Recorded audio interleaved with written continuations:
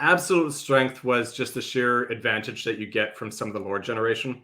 So you played 5 games. You went undefeated. Yeah. Do you have any insights from the quote starter deck metagame that you'd like to deliver? I was ready, man. I love it. I got no shame, Scott. Don't you worry. No, I know. It's fun. What's up, everybody? Welcome back to the Forbidden Mountain. Tonight, we got a bit of a special episode. We are doing Meta Monday live, and we have a guest. So we're going to bring everybody in so we can say hello. What is up to my wonderful co-host, Mr. Scott Landis? How are you doing this evening, sir? Good. Thanks for having me. All right. And then below me, Mr. B, our guest, is our guest for this evening. How are you doing tonight, Heath? It makes for the perfect segue every time. People love that. I'm doing great. I'm still rocking out to the countdown tune. That's a banger. Yo, it's a banger, right? I know, right? It's like, yeah, like I can get into it, man. I can get into it. We can see you during it, just not hear you, just so you know. Yeah, exactly. Oh, excellent. So you saw me just like... Yes. Yeah, well, I was doing the same thing. I was like, I was ready, man. I love it. I got no shame, Scott. Don't you worry. No, I know. It's fun. All right, so we have a fair amount to cover tonight. And we wanted to start with this weekend's starter deck event that just happened.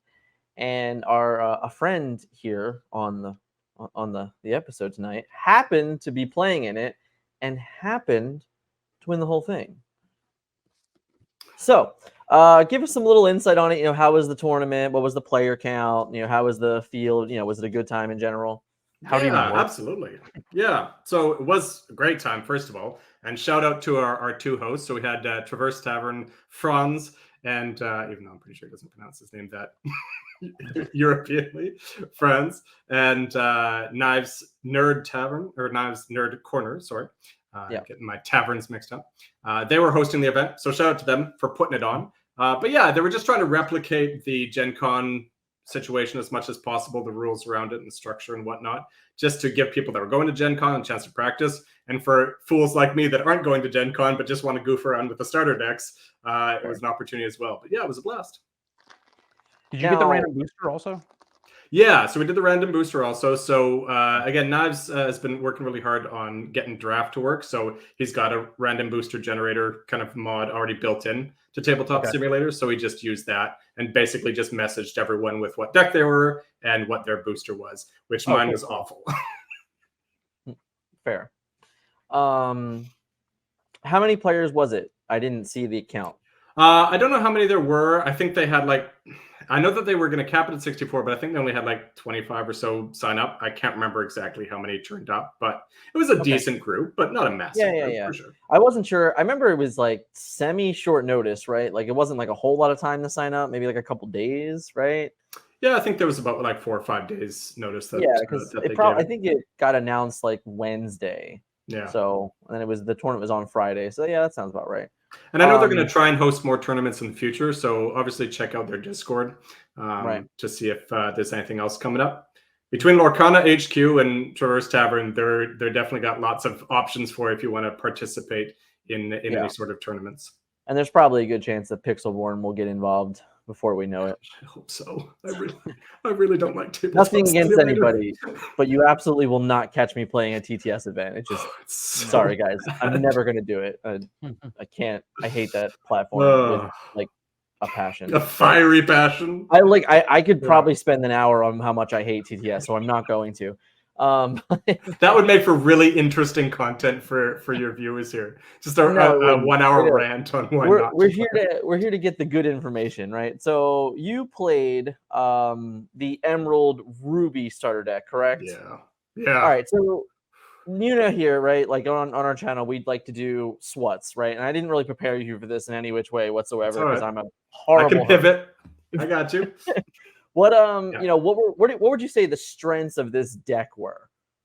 Absolute strength was just the sheer advantage that you get from some of the lore generation on some of these characters, and obviously, and we might dip into this in opportunities. The evasiveness helps, but even characters that weren't evasive, like Mad Hatter, there's 3 Mad Hatter on there, with pumping out 3 lore. You've got Pongo pumping out 2. Plenty of other cards in there that are producing lore at a high level. And then you've got a couple steal options. I'm not a huge fan of the, take one lore from your opponent, not take, but like they lose one lore. Not a huge fan of it, but it helped from time to time to kind of keep them in check. But ultimately, it's got to be the volume of lore production on there. Now, it's safe to say that Aladdin is absolutely the best card in this deck, right? Yeah, except he only ever came down as ink. Oof. Yeah, it was rough. I cried every time, which we'll get into the weaknesses of this deck. Okay, so what are the weaknesses? The weaknesses of this deck by far is the amount of uninkables.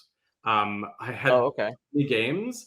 Really, my only losses, if I may be so bold to say, came from just hands where on like turn 5, I had no ink to drop, and I had Dragonfire and Rapunzel just clogging up my hand. So there is a lot of uninkables, and specifically Steal from the Rich is the absolutely egregious one. 5-cost uninkable and has very low impact. Once played it. And anytime it was in my hand, I just wept, knowing that I basically had one less card than my opponent. So, okay, fine. I mean, yeah, I didn't.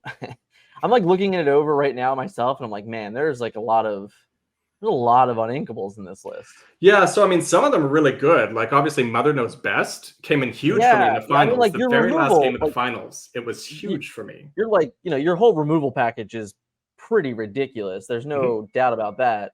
Yep. But man. Yeah. Okay. So what about your opportunities? Sorry, go ahead.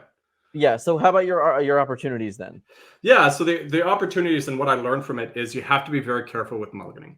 Effectively, like, keep hands that have ink in it. Ideally, you want a Pongo, you want a Mad Hatter in there, you want a Peter Pan Never Landing. Yeah, absolutely.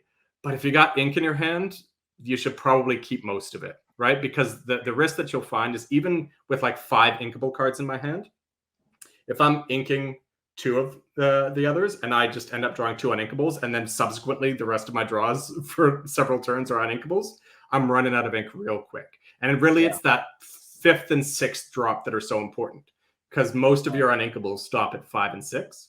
Well, all of them do. I had one that didn't, but that was my own fault. So your uninkables stop at 5 and 6. So you need to get to 5 or 6 ink reliably to pilot this deck.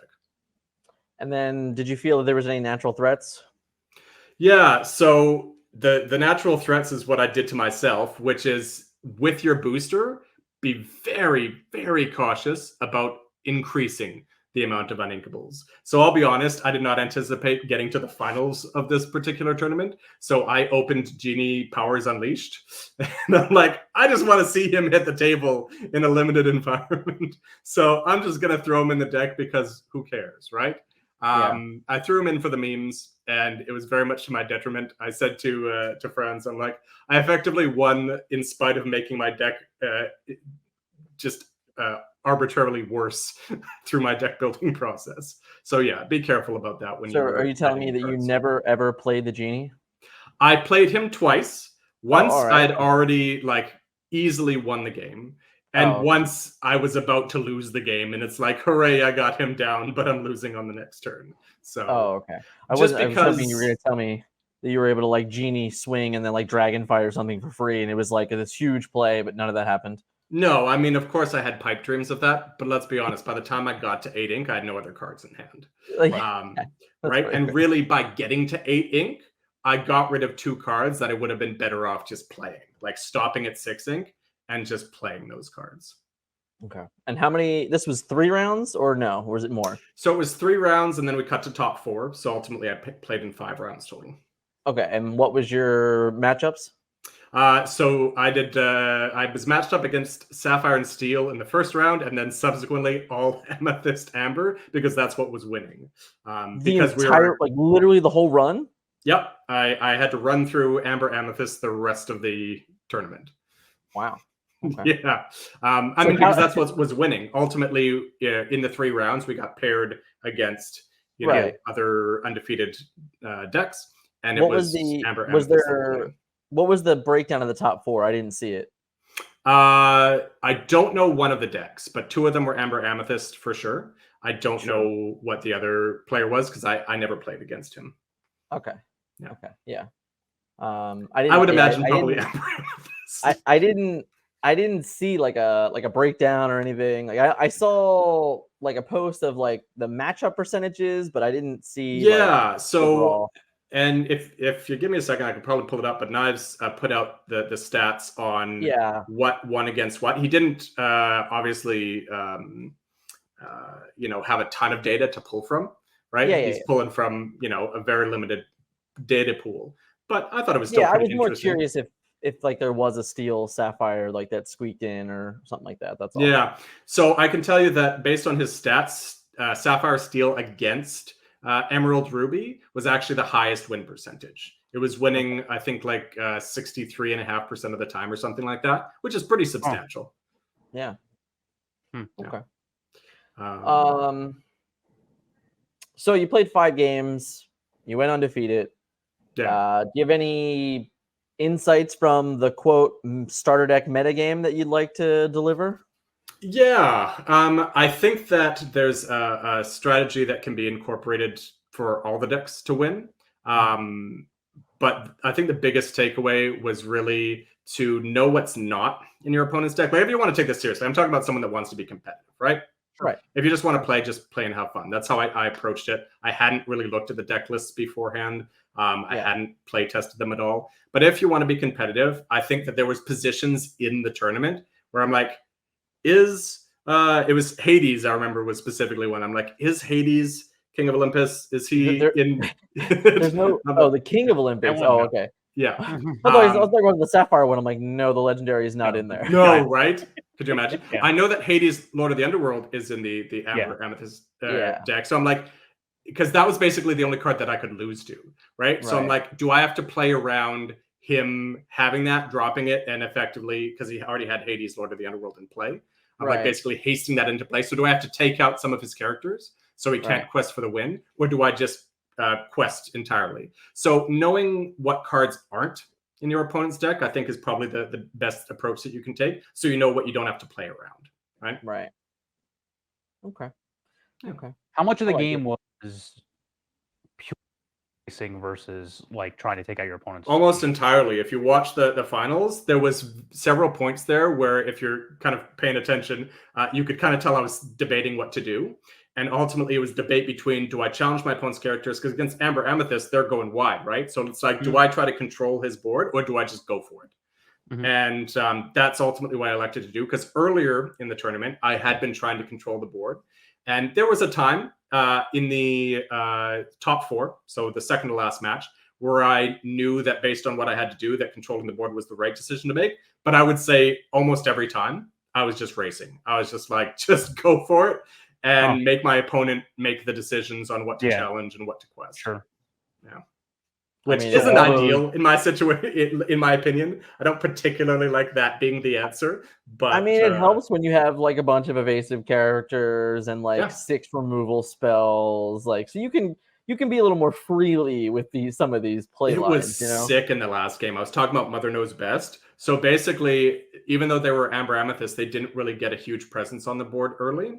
And so I had turn 3 Horus. It was Horus, I think. Anyway, it's a turn 3 play. And his turn 3 was just a Mickey Mouse true friend, and he had basically like nothing else on the board. I think he had other plays, but they just weren't impactful, right? So turn 4, played Pongo, sang Mother Knows Best, bounced Mickey back. Next turn, he drops an ink, plays Mickey again. Turn after that, played Mad Hatter, sang Mother Knows Best with Horse again, quested with Pongo, and at that point, I was just off to the races. I was like, this is just unfair. And I think a couple turns later, I had a Dragonfire as well. I'm just like, good luck. Yeah. Mad Hatter was an absolute all-star, though. Like, they very often have to challenge with 2 characters. It's really hard. It's really hard to read, draw 3 cards, and be a bad card. So. Yeah, I mean, it was usually draw 2, but even then I was thrilled. I'm like, you're telling me I got 3 lore and I drew 2 cards? Yeah.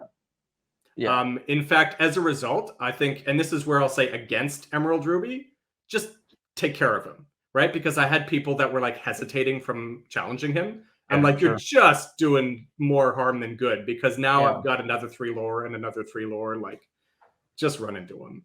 Just suck it up. I mean, it's the real truth is he is a very damned if you do, damned if you don't character, probably. Yeah. Because while he represents 3 lore every turn, like you just refilling your hand at this point in the game when a lot of decks can't do that. Yep. It's pretty good. So Yeah. I don't know. It's really tough. And I talked about lore generation. Like, this deck can come back to, like, I had many games where I was down like 9-10 lore to like 1 or 2, and then I just dropped dropping Pongo, Mad Hatter, like Mad Hatter. It's like, all of a sudden I've caught up. It's amazing. Fair. Trading that all the cards at the top of the deck were bad then, right? All the +2 strengths, all the Awful. Like, Yeah. I've had people try and defend the +2 strength and all that. They were just ink. Yeah. I was thrilled to find them because it means I didn't have to ink Pongo. But the Scimitar, even the Shield of Virtue, I used it in one game and it was fine, but more often than not, it should just be ink. Yeah. More often than not, you're like, I don't have enough uninkables to play, so this card should probably just read land. Yeah. There was a ton of cards that I was like, I'm actually happy to see you just because I don't want to be inking. It hurt me how many times I had to ink Pongo and Mad Hatter. Like, just because. Make the pain stop. Yeah, that's fair.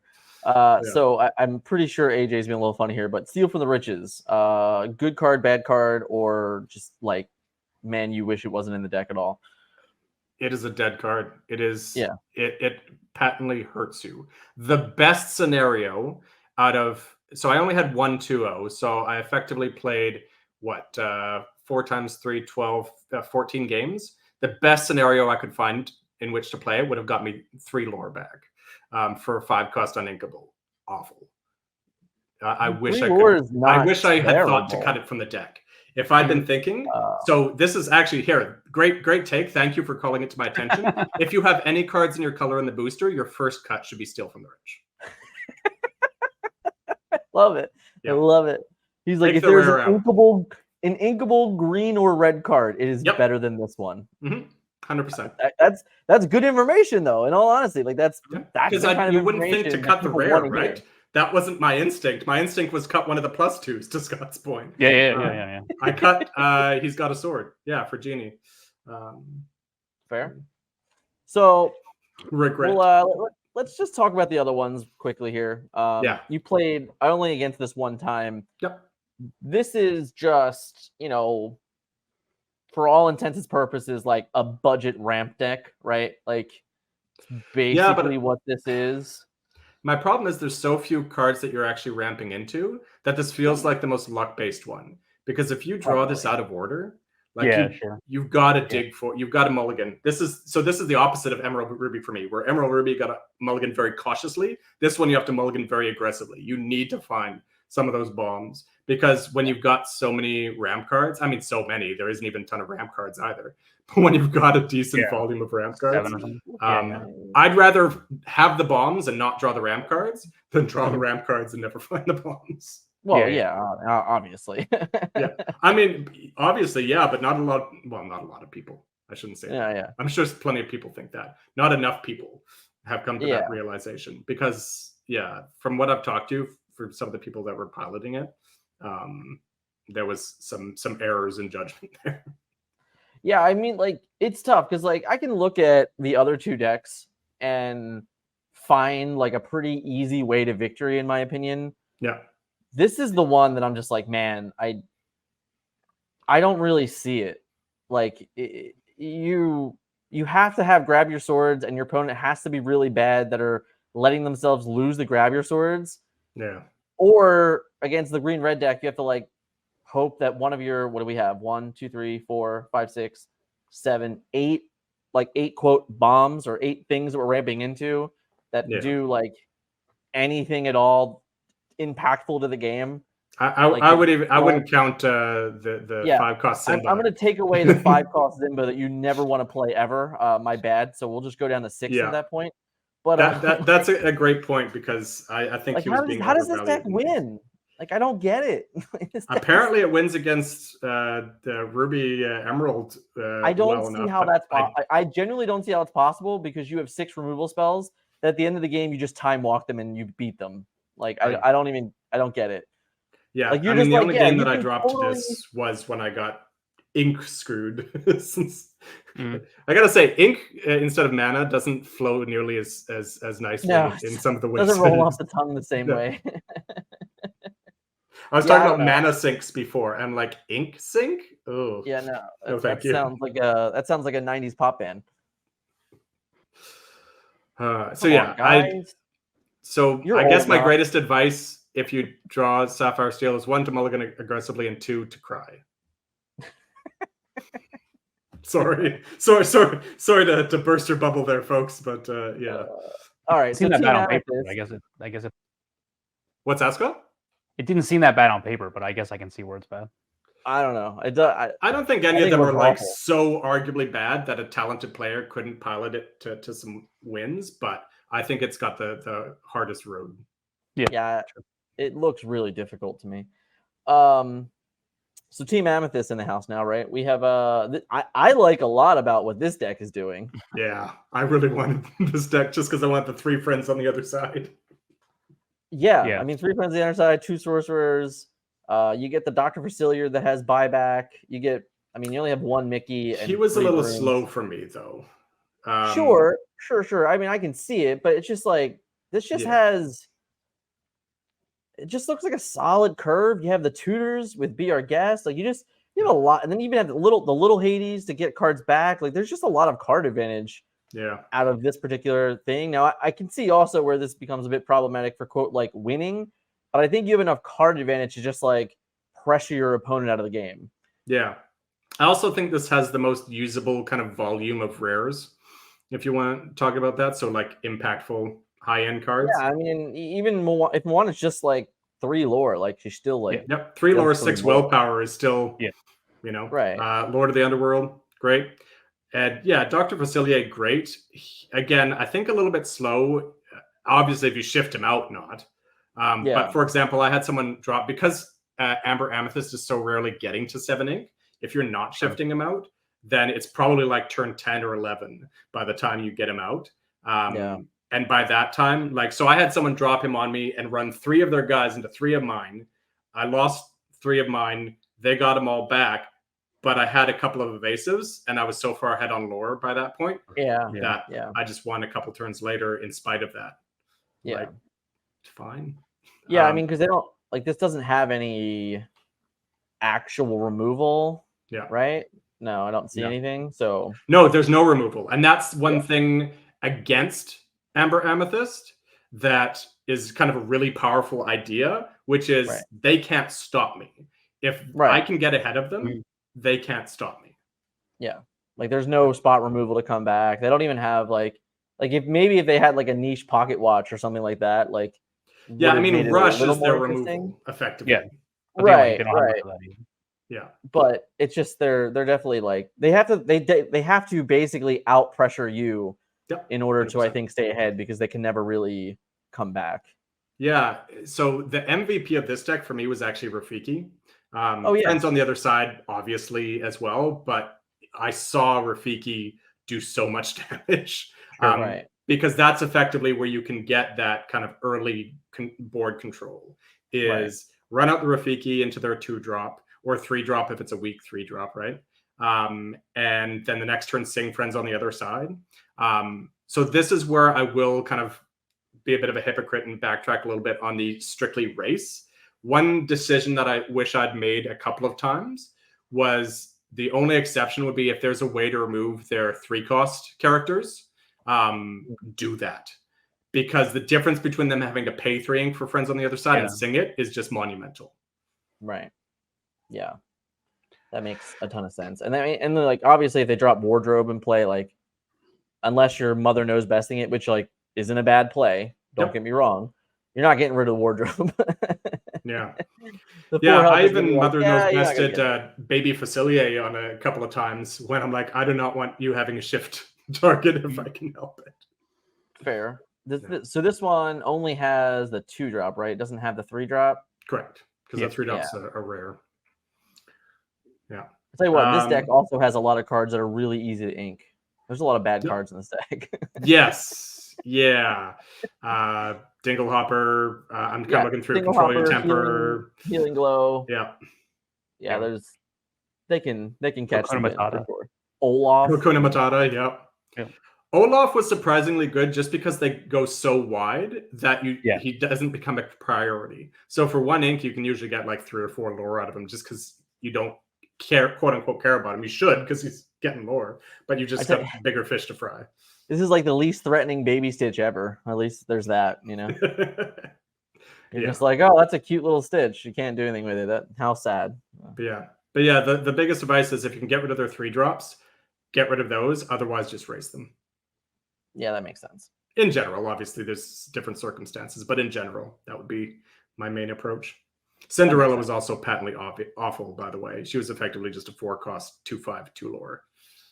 The healing did not factor in at all. Oh no, yeah. It's just too lore. It's hard to get. Yeah, it's just 2 lore. Like all the princesses in this deck are just giant butts with 2 lore, right? Like that's all they got to be, right? They're just like, you know, whatever. But assume you're not looking for like you're not going to be dragon firing giant guys. Like you're not going to be trading up, right? You're just trying to get things off the board or just maintain. It's all a tempo game, right? The whole thing. Yeah, I mean, because I was facing off against Amber Amethyst so much, that was one thing where Dragonfire obviously wasn't as potent as it would be against Sapphire Steel. So usually my Dragonfires went to like Mickey Mouse when he came down. Obviously the one time where Daddy Facilier. The most common target for me was actually Jetsam. Right, because I got my Pongos in there that I want sticking around. So Jetsam was a very common Dragonfire target for me. That makes sense. But you can't be expecting to get like you just usually like you're back whatever. As long as you can play it in the same turn, it's probably better than like getting some bomb back, right? I would assume. Sorry, I think you cut out there for a second, Scott. The Hades, like the Lord of the Underworld, like you're just using them to get anything back, right? You're not just like specific, like I have to get this back all the time, right? Because you're trying to go so wide, you don't want to lose momentum, like bringing back something that's going to be your only play next turn. You're best off, if you can, bringing back something that you can play this turn. Right. Same turn. Yeah. And just keep going wider and wider and wider. Yeah. Yep. Yeah, that makes sense. Which, of course, then you have to come to terms with the fact that if you're playing Sapphire Steel, you might lose to a Grab Your Sword. Just rely on probability and the fact that there's only one of in the deck and just do this. Yeah. I mean, I can tell you that I would be hard mulliganing for that card, but that's just me. Yep. Like I said, Sapphire Steel, I think you're mulliganing a lot more aggressively. Yeah. I think after like really putting it on my screen and staring at it for like the first time, I'm sure I'll get that deck. It's fine. Are you both playing in the starter deck, John? Yeah. I am Friday afternoon, and Scott is Saturday morning, right? I don't remember. I look forward to your discussions about it after the fact. Yeah. What for anyone watching, there will probably be a live stream Thursday night, I would say. And then we'll have to see about the rest of the weekend, but there'll be, I mean, literally, like I'll have plenty uploads going live. I plan on doing a bunch of shorts, most likely, like just like quick shorts with people as I see them and like just do fun things. But yeah. And you said your starter deck's on Friday? Mine's on Friday, yeah. Okay, so if we see you tweet out just a sad emoji on Friday, we know that you got Sapphire Steel. Is that... With the tear face. It has to have the tear.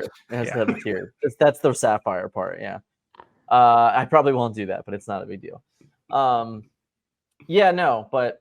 it was cool. I mean, overall, how do you think, like, what is your feeling on, like, the starter meta, like, as a whole? Like, does it seem fair? Does it seem like there is, like, a natural deck, like one of these 3 decks is like above and beyond better than the others? Like, does any of that like stand out to you? Or does it feel like a rock, paper, scissor? Yeah, I thought it was interesting. The Gamers article referenced that rock, paper, scissor, right? They were like, okay, one beats the other. I didn't really get that sense. I mean, yes, obviously Sapphire Steel with Grab Your Sword is kind of, and Fire the Cannons is good against Amber Amethyst to some degree. I think that there's enough deficiencies in each of them that I would put a tier list. Like, obviously, maybe I'm biased now, but I feel like If you can pilot it, that Emerald Ruby is the most powerful. But I think the gap between them is not so substantial that it couldn't be bridged with some, good gameplay, which made it interesting for me, right? The thing that you shouldn't go looking for is consistency, right? If you're looking for a consistent gameplay experience, this is not it. It really has to be, do I enjoy kind of pivoting based on, literally the hand that's dealt to me, right? Yeah. Yeah, I mean, there's 25 different cards in these decks. Yeah. Yeah, you never adaptability is you're not going to get consistency out of 25 different cards in a deck with like 0 draw power in most of them. So yeah. It's not going to happen. Yeah, but no, I had a blast, and I think that there's enough fun to be had there. I don't know if I'm going to end up doing like 5 or 6 of these over the course of the one weekend if I happen to bounce around a lot. But yeah, I think Scott and I have 2 opening release weekend that we're doing. Yep, I would enjoy that. But there was at least 2 others we could have played in it. Yeah, but we're going to be busy on Friday now, so picking up we'll be okay. That's going to be a busy day for sure. Yeah. It's not exactly around the corner, so. Yeah. So should be fun. It should be a good weekend. But any other questions for the starter deck portion here, Scott, for our now expert? No. That's a stretch. He hit most of the. I think he hit most of the questions I had, so it's good to hear. Cool. Hey guys, if you enjoyed this episode, I want to say thank you again to Heath. He did an awesome job. Great breakdown of the entire starter deck metagame. Serious, gigantic shout out to him. Of course, if you're looking for more information on starter decks, catch us all weekend at GenCon as I do my best to cover as much of it as possible, interviewing as many players that go 3-0 and beyond. Cannot wait to see everybody at GenCon. If you see me, come say hi. Give me a fist bump, give me a handshake, whatever it is. I am a hugger also. But all in all, can't wait for this weekend. Hope you guys enjoyed this. Hope this is helpful for anyone playing in the starter deck events at Gen Con and on your release event weekends at your local game stores. I will catch you all weekend long, live, and all of sorts of fun from Gen Con. See you guys in the next one.